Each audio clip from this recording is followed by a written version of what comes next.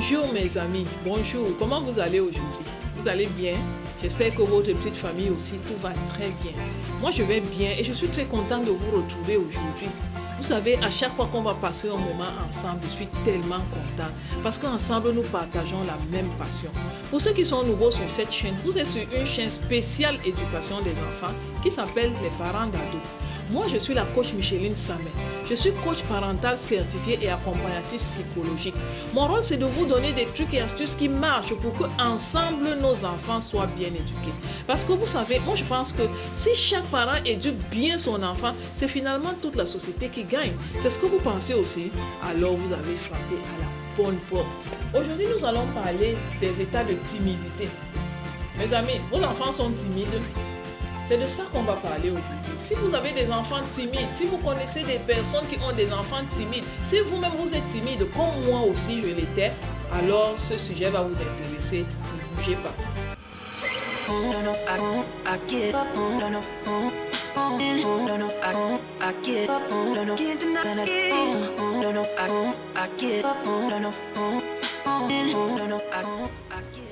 Vous savez, la timidité est un état naturel. C'est fait exprès pour nous protéger, pour nous maintenir à la vie. Parce que lorsque vous n'êtes pas timide, vous prenez certains risques qui vous exposent. Et notre cerveau, étant fait pour nous maintenir en vie, crée donc cette entre guillemets peur de nous pousser à l'action parce que cette action, d'après lui, peut menacer notre vie. C'est dans ce sens que je dis que la timidité est un état naturel. Mais c'est un état naturel dans la juste mesure des choses, vous comprenez. Lorsque ça devient un excès, lorsqu'on arrive à rien faire, lorsqu'on est cloîtré dans notre zone de confort, ça devient un souci. Et il faut absolument qu'on voit qu'est-ce qui cause la timidité et qu'est-ce qu'il faut faire pour en sortir. Nous allons voir tout à l'heure qu'est-ce qu'il faut faire pour sortir de la timidité. C'est le plus important pour vous. Mais avant ça, il faut comprendre qu'est-ce qui cause la timidité. Ça va vous aider à mieux comprendre ce souci, si on peut l'appeler comme ça, et plus tard de comprendre comment faire pour en sortir. Donc ceux qui vont rester jusqu'à la fin de la vidéo auront beaucoup de trucs et astuces qui vont les aider, eux et leur famille. D'abord, qu'est-ce qui cause la timidité?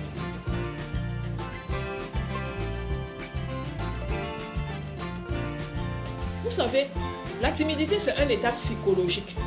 Et comme tous les états psychologiques, les causes ne sont pas toujours des causes palpables, des causes qu'on peut directement voir. Quelquefois, les causes sont aussi des causes psychologiques.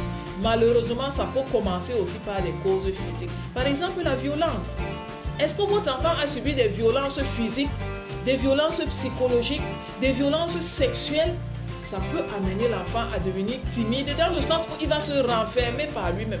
Est-ce que votre enfant a connu les décès? Est-ce qu'il y a eu un décès dans votre famille?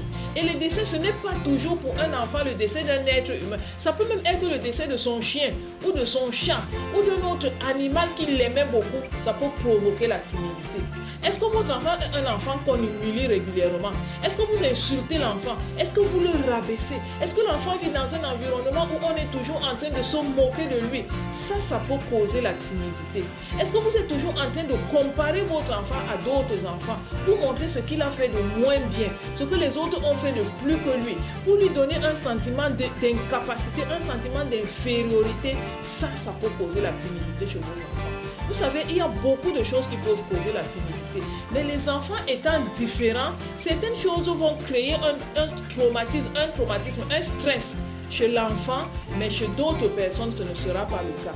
Donc, il faut vérifier à quoi votre enfant est sensible. Peut-être c'est ça qui peut avoir créé la timidité. Vous devez connaître votre enfant. Vous devez savoir à quoi il est sensible. À quoi est-ce qu'il réagit. Vous savez, tous les enfants n'ont pas la même sensibilité. Certaines choses auxquelles certains enfants ne sont pas sensibles, ça traumatise carrément d'autres enfants. Donc, il faut savoir qu'est-ce qui traumatise, qu'est-ce qui stresse vos enfants et qui peut être à l'origine de la timidité de l'enfant. Maintenant, nous allons voir qu'est-ce qu'on peut faire pour sortir de la timidité. Permettez-moi de vous offrir un cadeau spécial. Je l'ai conçu avec mon cœur spécialement pour vous. C'est un e-book. Son thème: comment amener son enfant à obéir sans crier. Mes amis, vous avez du mal à vous faire obéir sans que les enfants ne vous mettent hors de vous? Cliquez au bas de cette vidéo. Le lien que vous allez voir va vous donner accès à ce livre et ça va beaucoup vous aider.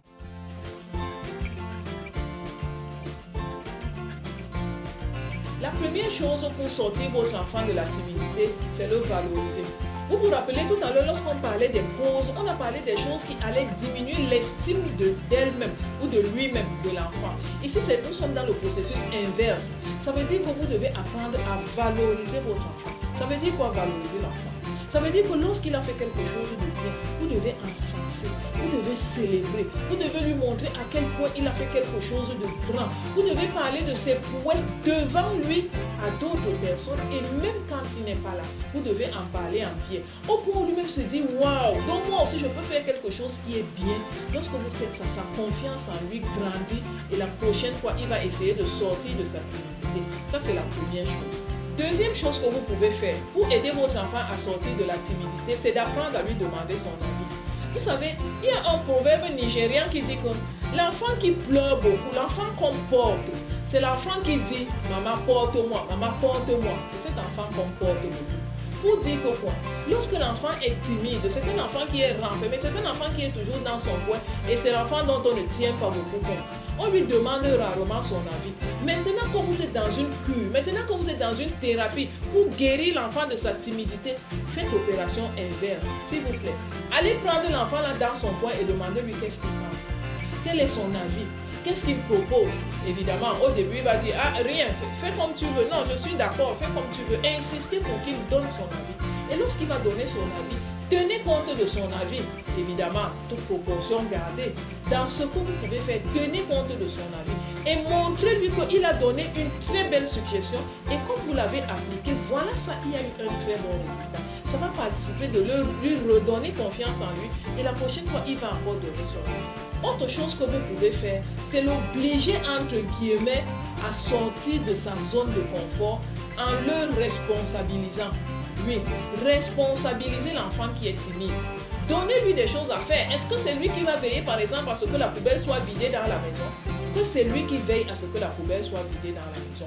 Par exemple, désignez quelqu'un pour vider la poubelle, mais que lui veille à ce que cette personne vide la poubelle. Si vous le faites, il sera obligé de sortir de sa zone de confort pour aller insister que cette personne fasse son travail parce que c'est lui qui va rendre compte.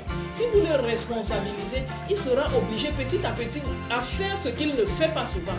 Et une chose va se produire.